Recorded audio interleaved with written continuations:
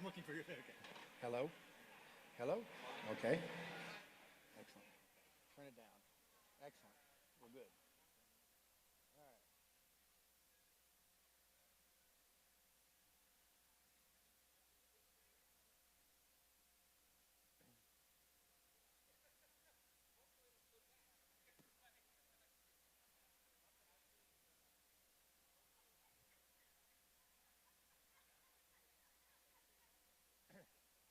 And I assume there's a clicker up there. Have you checked? I'll check the clicker.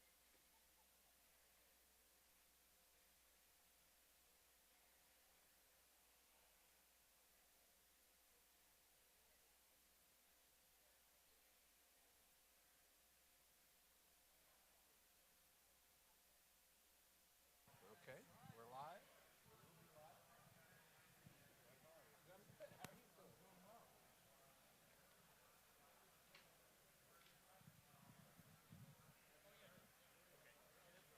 Hey, John Barrett. Hey, how are you? Think we're good? Yeah. After Roger gets off, Okay. if you could go up and just say we'll see you all tomorrow, and I have a slide that I'll make sure it gets flipped to. Okay. It's got the breakfast time. Okay. Breakfast is at 7:30. 7:30.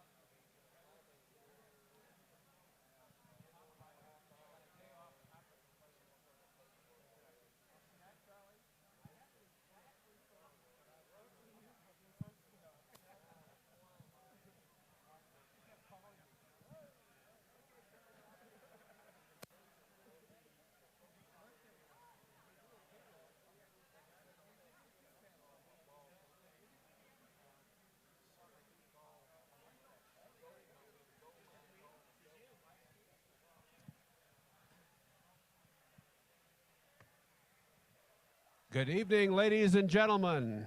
If you've been following the countdown clock, the show has now officially begun. If we could ask you to take your seats, I think you're going to enjoy this evening's program. I'm Craig Fuller. I'm proud to be the co-chairman of Redbird. Our other co-chairman and founder, Jerry Gregoire, is back there. So on behalf of Jerry and the whole Redbird team, it's my pleasure to be with you for the next couple of days to work through our program. This is the 9th annual Redbird migration. Anybody been to all 9? Wow. Show of hands. 8. 7. Have you been to 7 of our migration? Who's here for the first time in my Redbird? Fantastic. Fantastic. You know, I was at AOPA, and I became very much engaged in the need to do everything we could to improve the flight training program. I'm not a flight instructor. I've been a pilot for a long, long time. But what we were doing at AOPA and what Jerry and Todd and Charlie and the team at Redbird were doing kind of coincided. And this Redbird organization has brought to the community some really remarkable tools for increasing the success rate, I'd say, of pilots who engage in flight training. And so this session, this migration, has been a place where we hope to impart to all of you a little bit of information about what Redbird is doing. But to be honest with you, we all take away a lot from you about what you need, about what's working, what's not working.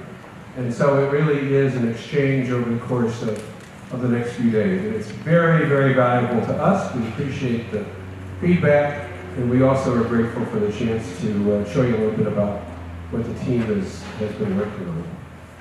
We're here in a remarkable place, and it's my pleasure as sort of the first activity to introduce our host, John Berry. John, you know, it's wonderful when you have somebody who is both an aviator and an educator.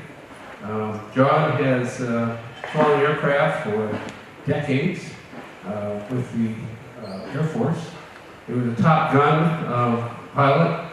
He's been a superintendent of public instruction here in public schools here in the Colorado area, so he's involved very much in education. And he's been, for the last a little more than 2 years, building this incredible resource for the aviation community called Wings of the Rockies, and I'm sure he's going to tell us a little bit about it. He's also, of course, no stranger to this area as a 1973, I believe, graduate of the Air Force Academy, which is just a wonderful institution and a wonderful way to get launched into the aviation career. So please join me in welcoming John Berry. John.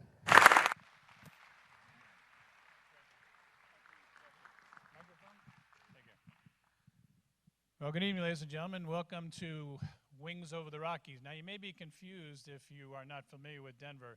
We are now officially one organization, two locations. So we always will have the Lowry Museum, which is really the heraldry in the past, and we're always going to have this now, which is meant the present and the future. So we call this the Blue Sky Gallery as part of Exploration of Flight. So the whole campus is called Exploration of Flight. We've got a school over here. We're going to build a Black Sky Gallery over here for space here next couple of years and go from there. But, you know, as an old fighter pilot, I can't speak in front of a bunch of pilots without telling a story. You need to always pay attention to who your audience is, you know. So this story is three British gentlemen in England, and they're getting ready to leave London, and as all good British gentlemen do, they have the London Times. So after a while, they're sitting in a car together, and one puts his paper down and says, Thompson here, retired brigadier, married, 2 sons, both doctors. So after a little while, the other gentleman, second one, feels obligated now. He puts his paper down. He says, Ruley here, retired brigadier, married, 2 sons, both lawyers. Now the third gentleman is a little chagrined about this bombastic attitude of these 2 guys, and he's thinking what he's going to say. Finally, he puts his paper down. And he says, McDougal here, retired sergeant major, never been married, 2 sons, both brigadiers. So I'm keenly aware of the audience that are in the room. How many pilots do we have here today? How many simulator pilots do we have here today? Now, you know, Charlie asked me to ask that question. Very good. And he also said anybody who doesn't buy something at this conference goes into that gyro chair for 10 minutes. Very good. But welcome to Wings. We are delighted to have you and host this event this evening. I know we'll be here for a day plus, you know, after tonight. And I just want to tell you that we have an amazing challenge, and, you know, one of the things that Redbird is known for is obviously the training and the ability to give an experience to a young person all the way to an experienced person to be able to, you know, fly well. We all know about the shortage of pilots and aircraft mechanics and air traffic controllers and engineers and all sorts of people in the aerospace industry. What we've tried to do here, being one organization with 2 locations, is to allow for us to understand the history and the museum at Lowry, because Lowry Air Force Base was in existence from 1937 to 1994. And then after that, they gave us these 200,000 square foot hangars. We sold one and used that money to modify and help make the museum at Lowry what it is today. We are now recognized as one of the top 20 aviation museums in the world by CNN. So it gives you an idea of the heraldry and the work that has been gone before me, and certainly what we're doing today to be able to try to continue that. And then putting this facility on this 15 acres is a rare opportunity to have an opportunity to have a museum partner with an airfield for 15 acres. And this is, you know, 20,000 square feet. The Black Sky Gallery, when we do it for space, will be another 20,000 square feet. We'll have opportunities to build other buildings. maybe Spartan College for A&P license, maybe, you know, we're talking to Metro State here in Colorado, maybe to put a footprint here. In any event, we're all committed to the aspect of trying to solve the shortage of personnel that we have in our aerospace industry, which is a problem, but it is also an amazing opportunity for young people. I keep telling young students after being a superintendent for 7 years in Aurora that you will never have to knock on somebody's door if you're willing to work in aerospace today. They will be knocking on your door. So the opportunities that are forthcoming for all of us to be able to transfer with our experience of your young person to be able to build on is an amazing opportunity for the benefit of this nation. And one of the things that we're particularly proud of is our mission is to inspire and educate people of all ages on aviation and space, past, present, and now future. So this gives us an opportunity to add to that with the latest technology that we have at the forefront. We do have an FMX, as that's ours back there, and we do have a crosswind simulator that allows us to be able to provide not only a unique opportunity to a young person who's never flown before, but also the experience of experienced pilots, giving them the opportunity to enhance their skill set. We move forward to this challenge with a lot of energy and excitement. So we are delighted to be able to have you here. We hope you get a chance to use some of the facilities that we have. We welcome you to join us at the museum at Lowry if you have some extra time while you're here in the Denver area, if you're not from Denver. Please pass on the word of what we have here. We have an amazing ramp there. We just dedicated that to Clay Lacey, those of us who know who he is. He's got 53,000 hours of flying time, the most of any, we think, any human being anywhere on the planet, maybe never to be beaten again. He was a very generous benefactor to put a ramp out here. We do have a flying operation. We have a steerman out there that we own. We have a couple other airplanes that we fly every single day. We invite people to come in here all the time. So if you ever want to come back and you need a place to tie down your airplane, this is one of those places to do it in Colorado. And we invite you to do that. So, you know, there's an opportunity for all of us to be able to learn something more here as we go along. And it is my pleasure to introduce Colonel Roger Sharp. Now, I was told that he is called the airplane sensei. What the hell is that? Okay, well, whatever it is, that's what he is. And but he's an Air Force colonel, thank God, so I'm introducing having been Air Force. Very good. Roger Sharp. Thank you. Thanks. Hey, man. I got this one. Okay. It's one of those Broadway singing mics, and hope that I don't. Let's see how this works. So Ethan Willinger, I don't know, he's the one who has this app for everything. He's running everything today, and he calls me up in August and says, "Hey, what's the title of your presentation?" Like, I know, right? This is August, and it's like 3 months away. So I gave him this one, and so I guess we'll just have to talk about it for a little bit. Over the next few days, I looked at the agenda. I actually, for those of you who are a little old school, I got a printed copy, okay? All right? You're going to hear from some really outstanding speakers, just not right now. So we're going to talk, for those who, I noticed there was a lot of new hands. For those of you who are new here, raise your hands. I'm so sorry. But you'll have to bear with me. So this is a continuing dialogue we've had over the last 9 years about the state of the flight training industry, and we're going to keep going from that. I bring greetings from Texas. Why do I live in Texas? Well, that just says it all, okay? It's the only place that you and your horse can get a latte at Starbucks, and I'm not going to move. Now, there's some ground rules when I talk, and for those of you who have been here before, if you've watched the news over the last 5 election years that we have, I doubt that I could say anything that would actually offend you. Okay, I'm not going to talk about politics tonight very much, but I will a little bit. So if you're offended by my title slide, okay, I just want to tell you that I know by recent events that if anybody looked into my college behavior, there's no way I'm getting on the Supreme Court, so that job opportunity is gone. I know I was I know I was a nominee from the floor, but that's out of there. Okay, and I already resigned from a major board from a foreign company, so that's out the window as well. Okay, so I don't have much to lose here, but if you really were offended by the word of, that I use in the title slide, I offer this sincere apology from Texas, okay? All right, so what we're going to discuss today is, I don't know. At some point, I'm going to have a point, okay? Paul, I'll tell you when I have a point if you want to quote me on anything, just so you can stay awake. And for those of you sitting behind, if those sitting behind him, just keep them awake, okay?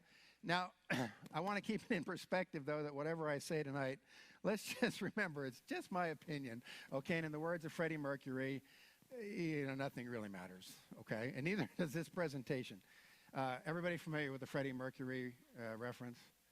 Okay, for those younger people who aren't and don't have the vinyl album Best of Queen, this was actually part of a confession he was making to his mother about committing homicide. So take it in the manner that it was offered in the record there. Now, some of our history is I usually speak on the third day right after lunch, and a lot of people have gone, and I've got to keep people awake because they're all carbo sugar overdosed, and I got to walk around the room and start nudging people as they start drooling on the tables. So instead, they said, well, today it's a little more formal presentation, so you might want to upscale your presentation. And I said, sure, I'll do that. Okay, now, but I will tell you that the thread, for those of you who have been here over the last 9 is somehow, and I don't know why, really, okay, we've always talked about monkeys. And it's mostly because Todd Willinger likes monkeys, okay? And I don't know why Todd Willinger has this fascination for monkeys. You'll have to ask him yourself. I don't judge, okay? But he's in the room. Ask him after the presentation. All right. Todd's favorite thing in the world is a monkey smoking a cigarette, okay? I have no idea why. Okay, we've also solved for X. Here, as we talked about monkeys a little bit. And in a fashion that would make Embry-Riddle graduates proud. Wait, I'm sorry, which way is Prescott? This way? All hail Prescott. All hail Embry-Riddle, the fountain from which all aviation knowledge has ever sprung, okay? We talked last year, the answer to this burning question, can monkeys fly? So we went through I'm not going to go through it today because it's a little lengthy, but we did do the equation, and we figured out all the variables here, and we talked about it. And we figured out that if the monkey weight is less than 46.88 pounds, monkeys can, in fact, fly, okay? So, like I said, maximum monkey takeoff weight has got to be less than that. That'll come up later on in the CFI portion, just so pay attention there. All right, so now that we're in prime time, of course, I'm supposed to, have some more highbrow, sophisticated topics, and, well, that just ain't going to happen. So we're going to talk about things we always talk about, the state of the flight training industry. We've talked about how we accurately evaluate the profitability of your airplanes, how to improve customer service skills, how to improve flight instructor effectivity, how to improve your customers' cash ride pass rates, because it ain't a check ride anymore, I can assure you, all right? All right? So we're going to review some of those, and then at some point I'm going to make a point. Let's talk about the state of the industry. I know we're in the 5th year of these elections, and I don't care who you want to blame for it, okay? Don't care. The economy is doing well, all right? So blame whoever you want. It's doing okay. Aviation is doing very well out of that. Airliner jet sales are up 28% over the last 3 years. GA sales are up 18%. And, of course, flight training is up 44%. And before you quote me on that, I did most of this presentation on the flight up here, and I didn't have time. Okay, I made it up. Okay, so I made all that stuff up just like everybody else, okay? But inarguably, we know that flight training is up, and that's a good part about it, right? We know the flight training is booming, okay? The con on this is, hey, flight training is booming, and what are we going to do about that? So let's talk a little bit about it. In the past, we've talked about airplane profitability, and we did a lot of this in the early 2000s, and we talked about the way that you can accurately assess whether you're actually making money on your airplanes instead of the way that we do it now, okay? But it really doesn't matter. We're not going to talk about that because now it doesn't make any difference. If you can get the airplane in the air, irrespective of its airworthiness, there is some flight school who's going to use it for flight training right now, okay? 2 guys and a broke airplane are going to be out there terrorizing students, and they are your competition. So, and we're still using the same old monkey math to prove to ourselves that the airplanes are profitable, even though they probably aren't, okay? As I use this as my most recent check ride example, it's a Piper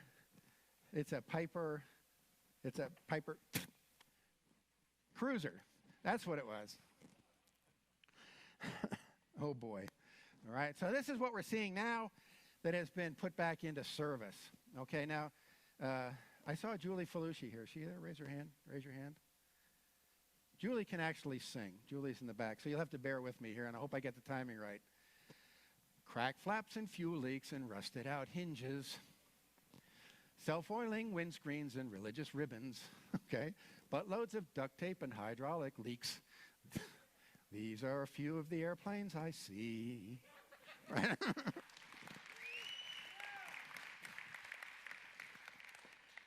If you want to do Motown later and we're all drunk, we'll get in the back, okay?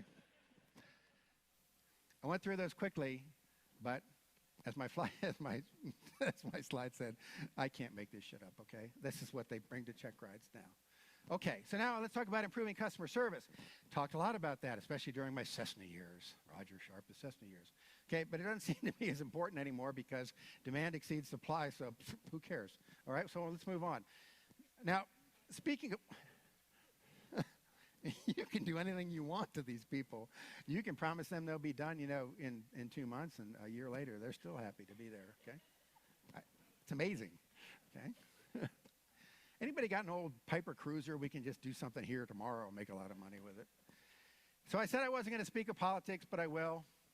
The things I don't like about congressmen and women are they talk too much, they accomplish too little, and they take your money just like flight instructors. So let's talk about flight instructors a little bit, okay?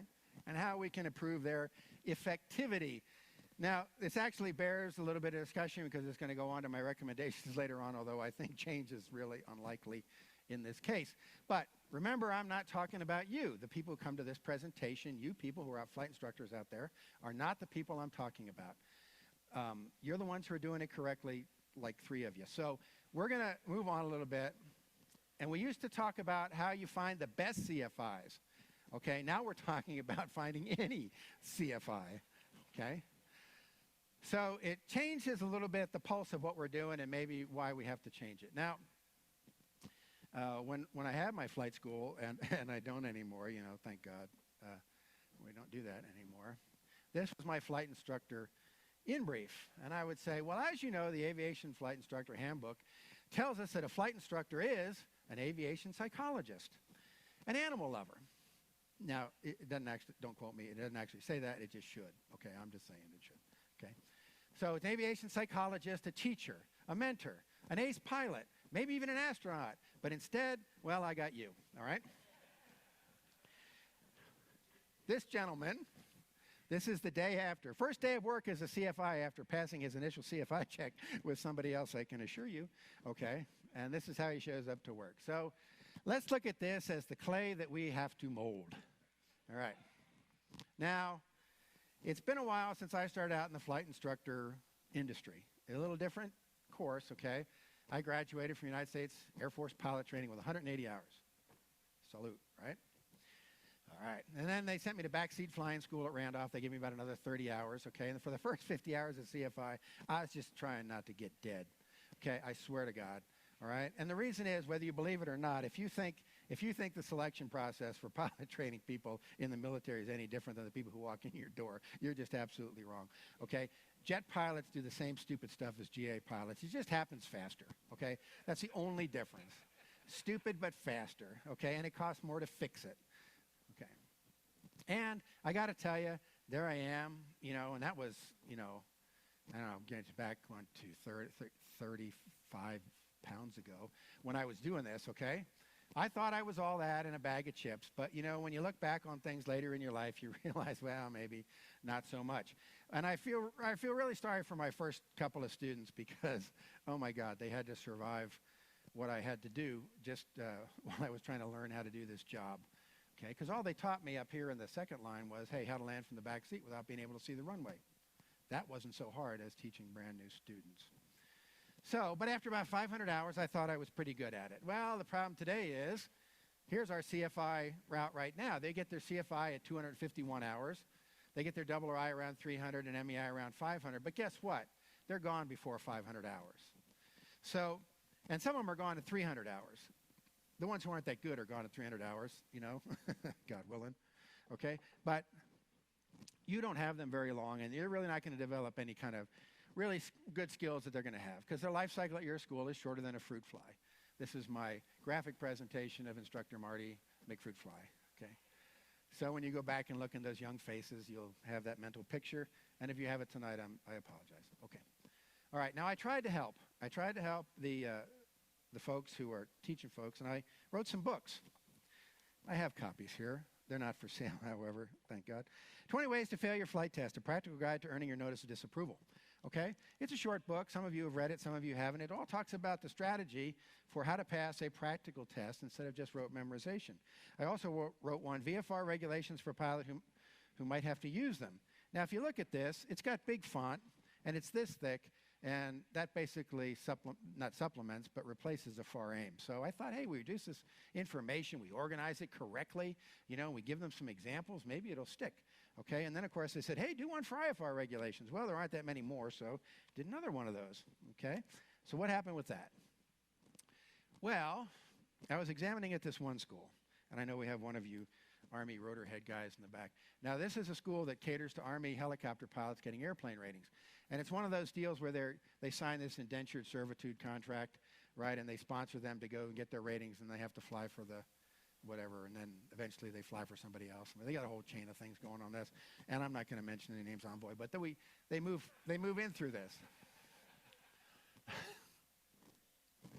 So I was testing this one guy, and I noticed he was referencing a photocopied version of my book, okay? And I asked him, and he was looking for, I asked him a question, he's looking for the answer, and I go, hey, what do you got there, and where'd you get it, all right? Because I had him for sale out on the counter.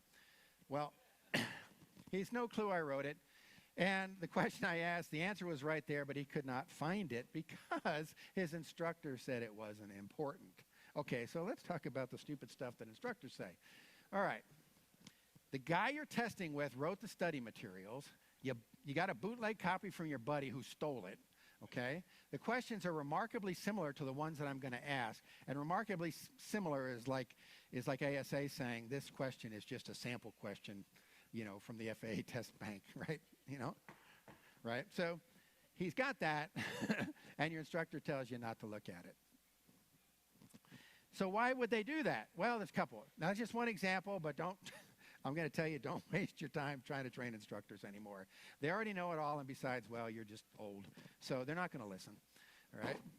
Now, I got to tell you, and we got another guy in the back, initial CFIs, there's not a whole lot of DPEs that can do them. There's this whole new DMS system. What a joy. And I could literally charge $2,000 a day to do an initial CFI, and I could do those every day in the week. And except for one school in California, not to mention any names, Mike is in the back. You can talk to my folks in the back, right? I won't do it because it's so depressing. Just don't tell my wife, okay, that I'm not going to do it. So let's talk about some other stupid stuff. Well, I was doing another one. This is all like within the last 2 weeks because I have a really short memory. An applicant was doing a private pilot.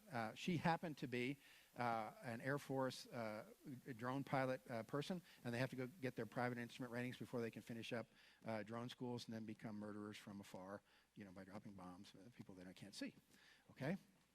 So she was doing a short field approach, and she didn't put down the flaps all the way, and she decided it wasn't working out, and she went around. So, hey, good job. Go around. So we're coming back around the pattern for the next try, and I said, I couldn't help but notice you didn't put the flaps down. This is Cessna 172. You didn't really put the flaps down. And she said, oh, yeah, because my instructor said it's too hard to learn to do them that way, so we just use, this flap setting. I said, okay. And I explained to her, I said, well, you can do whatever you want. You can discontinue, or you can try it, or you can do one at 15, 20 flaps and fail, or you can try it with full flaps and see how it goes. She said, I'll try it full flaps. It turned out pretty well, okay? And I went back and talked to the flight instructor, and they said, oh, yeah, the chief instructor told us don't teach them to use flaps on that kind of stuff. I said, okay, good. All right. The other one was Cessna 172s, the old models that weren't fuel injected. We're flying around. It's Texas in the morning, summer. It's only about, 80 degrees and 160% humidity, and they're not pulling the carb heat knob out on any of the times they're reducing the throttles. And I say, hey, I got a question for you here, thinking in my head, examination, continues during the flight. I got a question. You're not using the car beat. Oh, yeah, my instructor told me we don't have to use it in this airplane. Good. Well, if you don't, here's what's going to happen. It's your choice. I don't really care. You paid for my time. Do whatever you like. Okay? And, of course, the last one, which happened like 3 days ago, we're doing a twin ride, and I failed the engine, and the guy's making this big, long circle to come back to the airport. The airport's right over here. He's making this big circle. Of course, it was the left engine was failed. Making this big-ass right circle, and he's tootling around, and we're in the next county, which is saying something in Texas, all right? And I said, in the debrief, I said, I'm just curious why you just, didn't turn over the airport. He said, my instructor said you can never turn into the dead engine. I go, okay. All right. I would talk to his instructor, but it doesn't really matter anymore, okay? Other people said, hey, you don't have to do a weight and balance problem on the check ride, so they're pretty challenged with simple stuff like that. Now, this is one, and this is the audience participation part, okay? Don't raise your hand if you don't want to be ridiculed. It was a CFII applicant, and he was giving me a lesson on alternates and filing minimums and all that kind of good stuff. And it turns out that he chose the RNAV GPS approach 1.7 at San Marcos. And he's talking me through it, and he said, yeah, we can use this as the alternate, and we can, now, I got to give you some more information. Sorry, before I ridicule you. Okay, the weather is 600-foot ceiling and 2 miles visibility. And he says, yeah, we'll use this as an alternate. And I said, okay. And I said, can we use it as an alternate? He goes, yeah, absolutely. So who wants to help me out here? Can we use this as an alternate with 602? Why? Come on, you said no. You shook your head. You're right in the front row. I can see you, even with the lights. Why can't we use it as an alternate? You're just an instrument student? Never mind. I need a CFII. We got one in the front row here. Okay, so why can't you do it? Yeah, you need 802 for all GPS approaches. But I'm not failing anybody at this point. I'm just trying to get them back on track, because that's my job now as a DPE, to just keep herding the jello back into the rail. Okay, so then they determined, oh yeah. So after about 20 minutes, he decided, oh yeah, I can't use it as an alternate. And I said, final answer. No, wait. So I said, I'm going to get a cup of coffee. So about 15 minutes later, so now we've got almost 45 minutes. Okay, yes or no, final answer. Now you had a 50-50 shot. No. Okay, good. Why? Couldn't tell me. Not a clue. All right? So then I said, well, hey, I know we can't file it as an alternate. I'm going to give you that. But could we go and shoot the approach? And he said, absolutely not, because the weather is 602, but the approach minimums are 900 and 1 1/8. And I try really hard not to let my inner voice yell at points like this. Okay, explain that to me. Went through a long process, and basically the answer to their question, when we finally got to it, they said, well, my CFI told me that these numbers over here, they don't mean anything, so don't use those. I would like to be able to say I make this stuff up, but I'm not that talented. So in the past, we've talked about why applicants fail, and we're going to get to the point at sometime tonight. Stick and rudder skills, no. Usually they do okay, although, quite frankly, they've been diminishing over time. I will tell you that. And the times, normally it's only once a month that somebody does something a little life-threatening on a private ride, and rarely does it on an instrument, and that rapidity is happening more and more now. Okay? And it's usually pretty interesting. Check ride-itis, yeah, I get that. Everybody's got it, okay? Option 1, tough. Put on your big boy, big girl pants, This is a career you're choosing as a profession. If you can't stand check rides, perhaps this isn't the job for you, and I'd stay out of firefighting and law enforcement as well. But think about what you want to do in your life. And, of course, the option 2 is practice being evaluated. Now, for those of you who've stuck with me over the last 9 years, I talk about this, the need to CFI. You got to stop teaching. You have to start evaluating. You got to stop teaching. You got to start evaluating. Otherwise, you're never going to develop these skills, because this is the first time they've ever done an interactive oral evaluation, and they're going to need these skills. Okay. Now, analysis, decision-making skills, most of the time they fail because of that. They can fly the airplane, but they just do stupid stuff because who's been making the decisions for them for the last, private pilot, let's say, 87 hours? Their instructor has, okay? And that's probably a problem of our educational system. And, it's not in my bio, thank God. The Air Force said I had to get a master's degree, so I got a master's degree in adult education. Not that means anything, really. Okay. It was from the State University of New York, so, right. It looked good on paper and got me promoted, I'm just saying, right? It's rote. Everything's a mile wide and an inch deep. And, of course, now on the ground eval or in the flight test, it's more like 10 feet wide, but 10 feet deep. And they can't go past that inch deep. No sense of depth or analysis. And this came out. Now, this is not a new problem. This came out a long time ago. So I have a friend, my brother Errol in Jamaica has a flight school down at Tinsapen Airport, which is, really beautiful place to visit in Jamaica. Don't ever do it, okay? And he's been running a flight school down there for almost 15 years. And he said, hey, I got this twin from Dallas, and I need you to bring it down. And I said, okay, this will be fun. Flying some old POS Seminole over the water and over Cuba. This will be a lot of fun. So I said, sure, I'll do it. And he said, hey, I'm going to have one of my instructors meet you at Fort Lauderdale because he needs to get some more multi-time.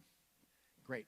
So we show up in the morning, and this kid shows up, and he's a young guy, and he's tall, and he's thin, and he's got a white press shirt and a bunch of epaulette stuff and black pants, and his shoes are shining, like I can't even see off the sunlight, right? And I said, hey, we introduced each other. And then we had some problems with the airplane. Now, I wanted to get off really early in the morning. For those of you who fly over the Caribbean, you know why. But we didn't end up doing that. We ended up launching out of Fort Lauderdale about 11 in the morning, and we head over to the Bahamas. So we landed at the Bahamas, which I got to tell you, I've been flying for a really long time. I didn't know it was that close to our country. And there's this whole string of islands all the way down, the front of the United States that isn't on any of our maps. It wasn't when I went to school in Jersey. Okay, so, oh, hey, look, there's land here. Woo, right? So we land in the Bahamas, and he's nicely dressed, and we go in, and the guy who's the customs agent, he's going through all the stuff, looking through the paperwork, and I can hear him talking. Well, actually, the customs guy was there. I was here, and he's talking to the guy with the uniform on. And he's talking, and he asked the kid, and I forget the kid's name, but I'm sorry. He says, and you the pilot? And he goes, no, him the pilot, man. And he go, him the pilot, right? So he's looking at this kid who's all dressed up in a uniform, and me who's got khaki slacks and a polo shirt, and I might as well have had a hat that said DEA on it for crying out loud. But he goes, him the pilot, huh? And I go, yeah. And he goes, how come you're not wearing a uniform? And I said, well, I got enough hours that the airplane really doesn't care how I dress. There's a universal rule. It doesn't matter where you are in the world.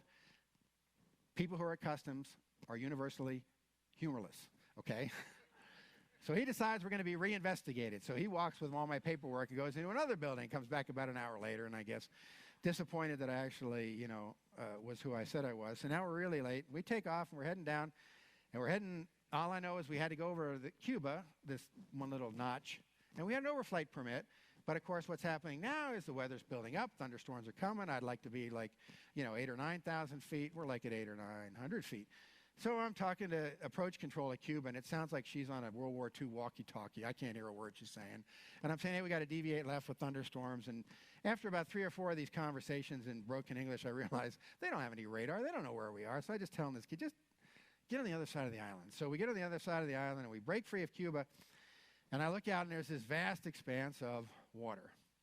So now, in addition to hearing every single valve ticking in the engine, tick, tick, tick, tick, tick, tick, tick, we look out, and the VOR doesn't really work that well at 800 feet. We don't have any GPS in the airplane. I don't know stinking GPS, and it's going to be about an hour before we get to Jamaica. So I look out on this vast sea of nothing, and right off the nose, on the heading we're supposed to be, is this giant thunderstorm off on the horizon. Can't see the land, but you can see thunderstorm. Now, how many people have been to Jamaica here? Raise your hand.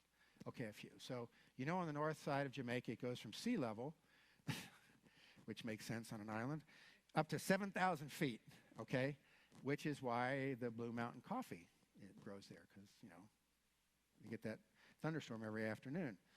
So I'm trying to make this a teaching point, just trying to make it a teaching point and saying, well, I said, pick up so-and-so heading, and I forget what it was. And he goes, well, how do you know what heading we should be on? And I go, well, I can't remember, and it was the truth. There's a term for when moist air gets moved up a mountainside and then condenses and causes a thunderstorm. What is that? What is that? Anybody offer that? You know what that lifting action is called? What'd you say? Say it loud. I can't hear you. Orographic lifting. Just put that out of your brain cells, okay? You don't need that anymore, trust me, okay? Try and remember your anniversary or something. This is not a term you need. Sorry, Embry-Riddle, okay? So I'm trying to get him to say orographic lifting, and finally he says, oh yeah, it's orographic lifting. So now I'm saying, well, now let's get some application. What do you think's causing that? He couldn't do it. So I'm a little frustrated with this whole idea. So I'm sitting in the right seat, and he's holding a pretty good heading. And I said, all right. So I dig it in my flight bag, and I pulled out some petrified raisins and something that looked like peanuts 10 years ago. And I pulled out a plotter, and both of the ends were broken off, and all I had was like the half part with the, you know, those little number things on it, right? Okay.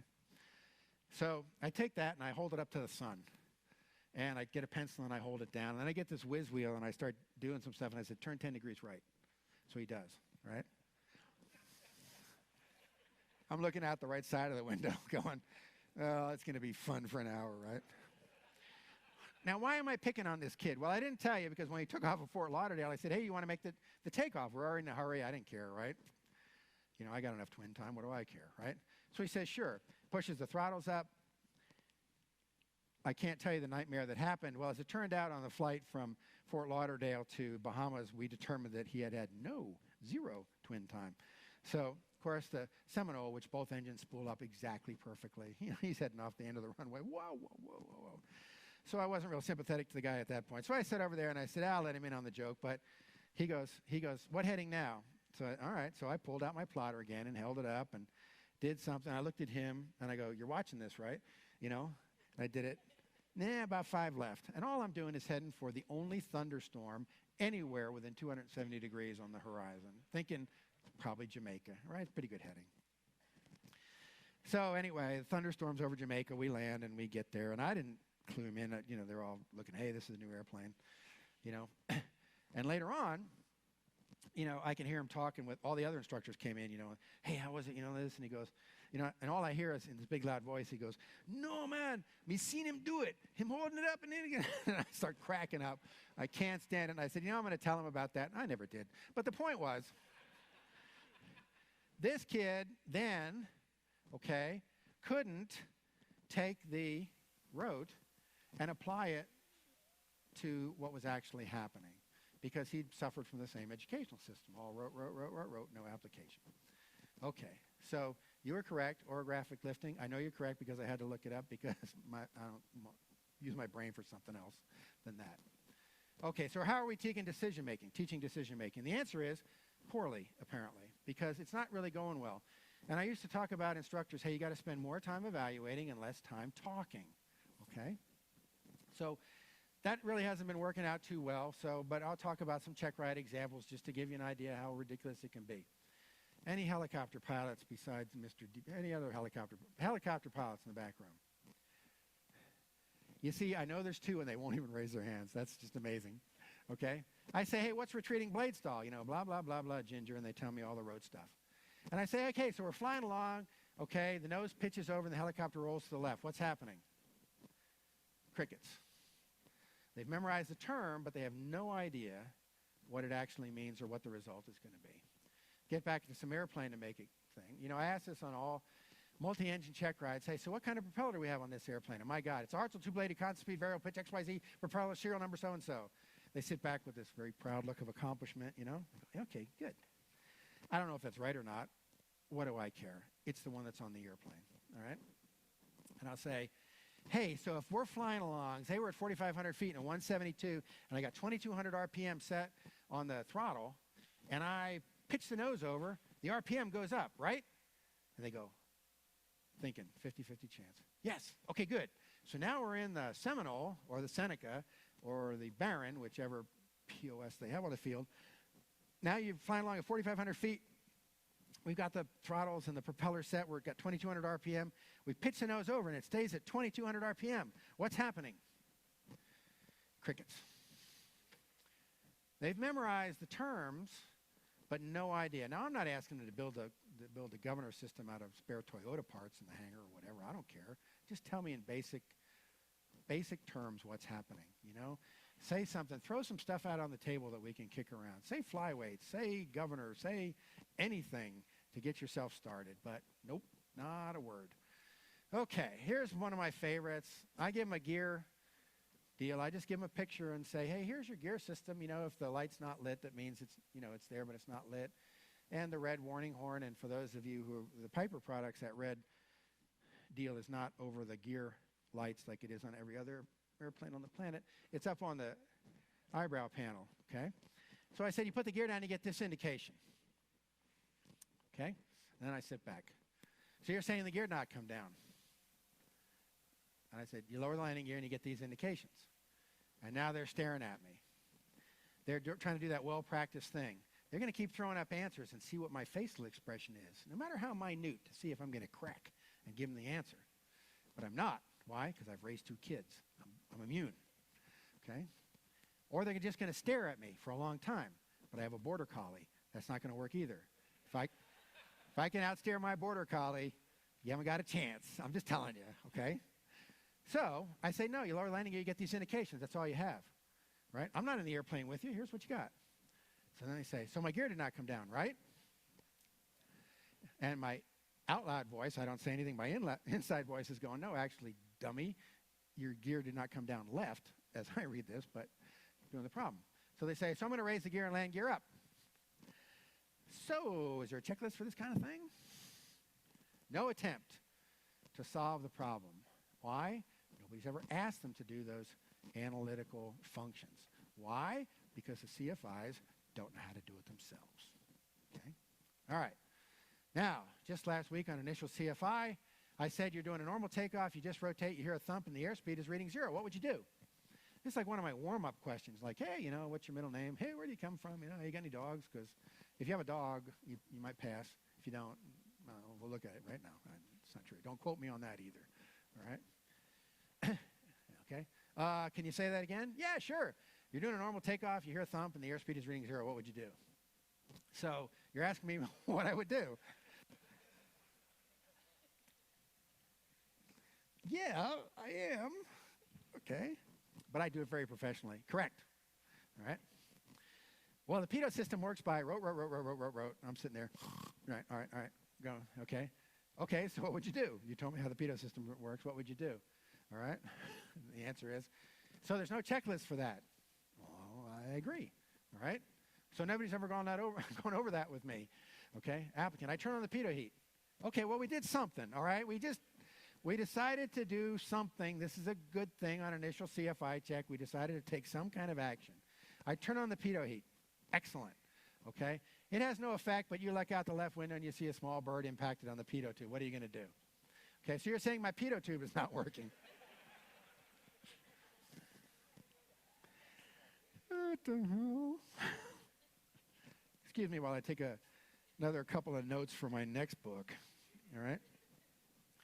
All right. So there's no checklist for that, so I don't know what I would do. Hands get folded, sits back, does that Mussolini thing. Okay. Well, you're the instructor. I'm going to take a coffee break. I'll be back in, I don't know, 3 or 4 days. We'll see what's going on. All right. So by this time, you're wondering, yo, presenter guy, what's going on here? All right? Are you going to get that point that you promised? And the answer is, yeah, sure. We're getting there, okay? 20 years ago, I urged you guys when I was working for a Cessna aircraft company, then the greatest aircraft company in the world, now, well, then, okay? And I said, hey, you can buy a Skyhawk for it's $150,000. It's $5,000 down, $5,000 a month. Cessna Finance will finance it, okay? And if you don't have any assets, what do you have to lose? Would you take that deal today? Oh, my God, how long do we have to think about that? All right, okay. God almighty. All right, we're there. No.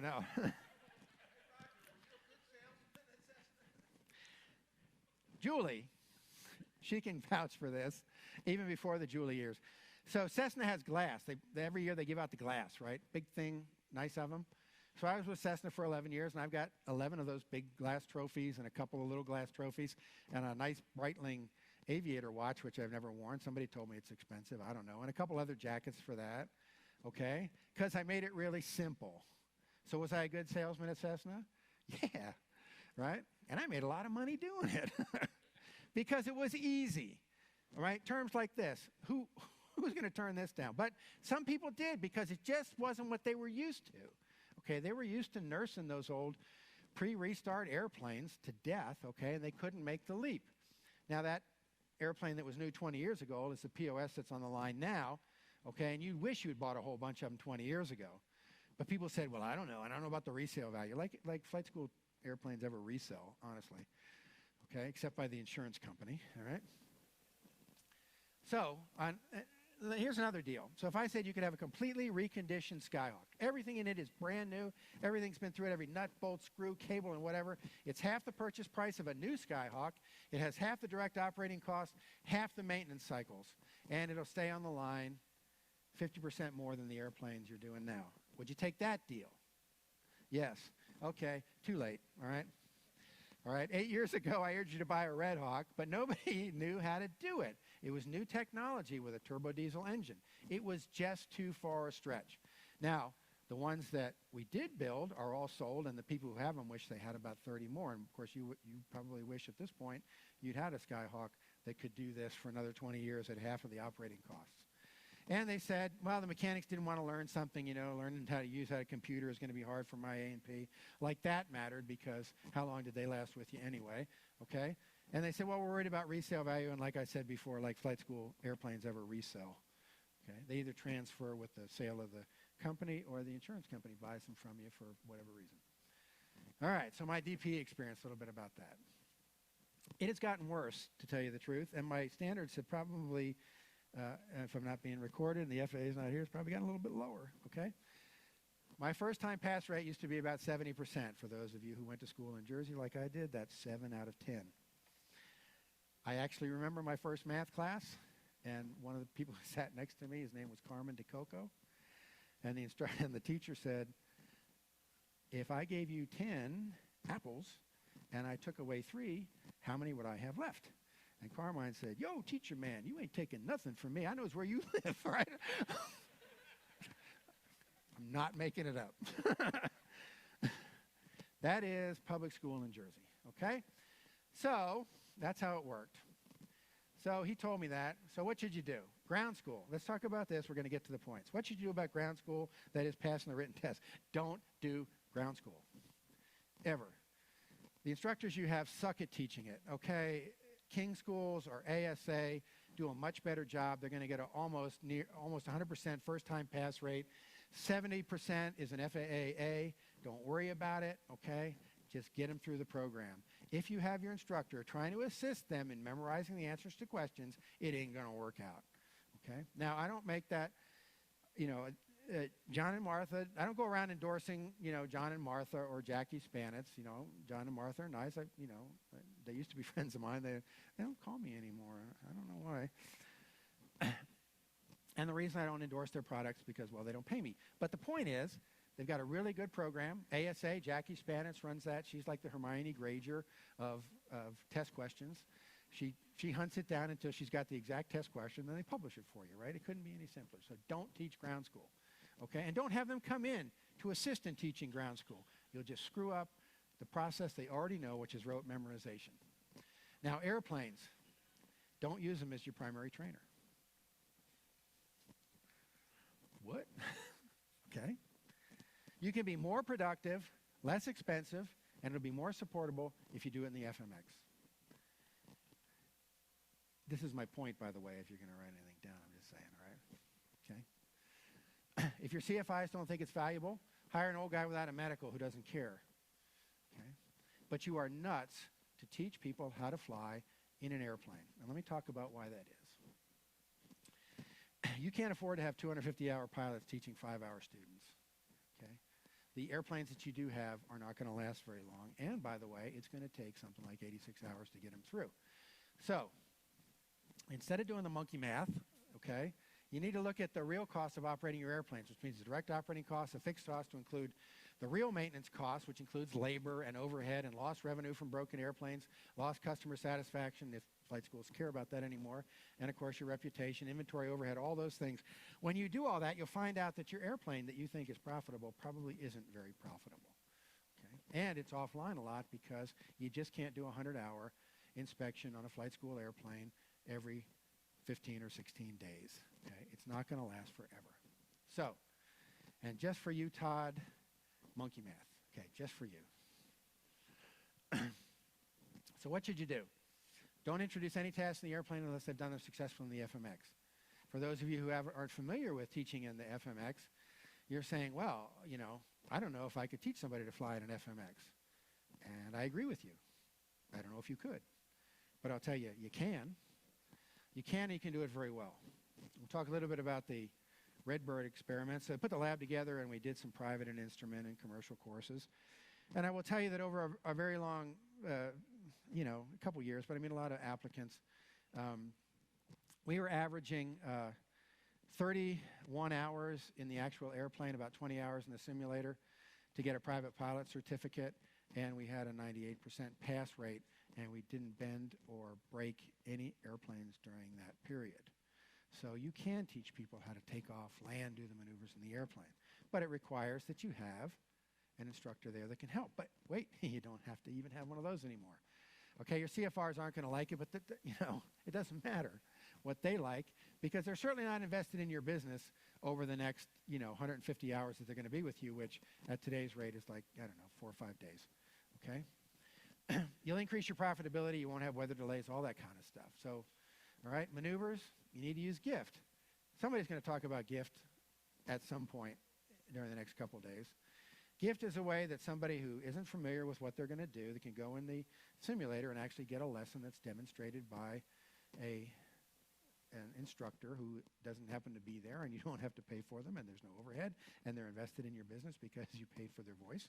Okay? And they'll say the same thing every time, and they will teach these new learners how to do the maneuver at no risk to yourself or standardization about what you're going to do. So you won't have 10 different kinds of techniques with 10 different kinds of instructors. All right. Hey, if your CFIs don't like it, well, tough. They can fly, so what, right? Remember, monkeys can fly. Yeah, you can fly, but can you teach? And the answer is probably not very well. So let's put people in the box and let them get their first exposure by these tools that don't cost you very much. Okay? The only mistake you'll probably make is, okay, oh, I said this. Well, I don't, you know, some instructors say, I don't like the way they teach XYZ maneuver. Really? You don't like the way they, you know, just, you know, thanks, okay? We'll take your input and we'll move on. All right. The real problem is you're probably not charging enough for your simulator. That's really the problem. So you buy this asset, you have it over time, it doesn't cost you really anything to operate, a couple pennies an hour. Okay, you buy the maintenance support package, which I don't know, they'll talk about the price. I have no idea what the price is anymore, but it's really reasonable. Okay, so it's not going to break. Anything goes wrong, they can fix it remotely, usually. Okay, so what do you have to charge for the simulator? Because this is the real key. If you do the real math and figure out how much profit you're making on the airplane, you need to charge in the FMX at least that much money. So if you were lucky enough to get $100 an hour profit out of your flight school training airplane, you need to charge $100 an hour to fly the simulator. It will then become a value, and people will flock to it because it's offered to them at 50% of the price of actually getting into the airplane. It'll reduce their frustration level, and when they actually do, you don't have to rely on a 250-hour CFI to actually give them the key points that they need to do to complete these tasks and maneuvers. All they have to do is what I did in my first 50 hours in the backseat of that jet was try not to get killed. That's all they have to do. All right. Now, I said in the beginning, doesn't really matter. This is just my opinion. Okay? Do what you think is best because it's your business, not mine. Seriously, and I mean this. It's your business, not mine. I used to say this to a lot of guys. Hey, it's $5,000 down, $5,000 a month, 150 grand. Cessna will finance it. I'm looking around. You don't have any assets. What do you have to lose if they foreclose, right? And they still wouldn't take the deal. Hey, it's their business. Do what you want. Okay? Don't want to teach the FMX to teach folks? That's fine. Don't want to use GIFT to teach maneuvers? That's fine too. I'll make a whole lot of money on retests. I'm just saying. And that's all I have for you tonight.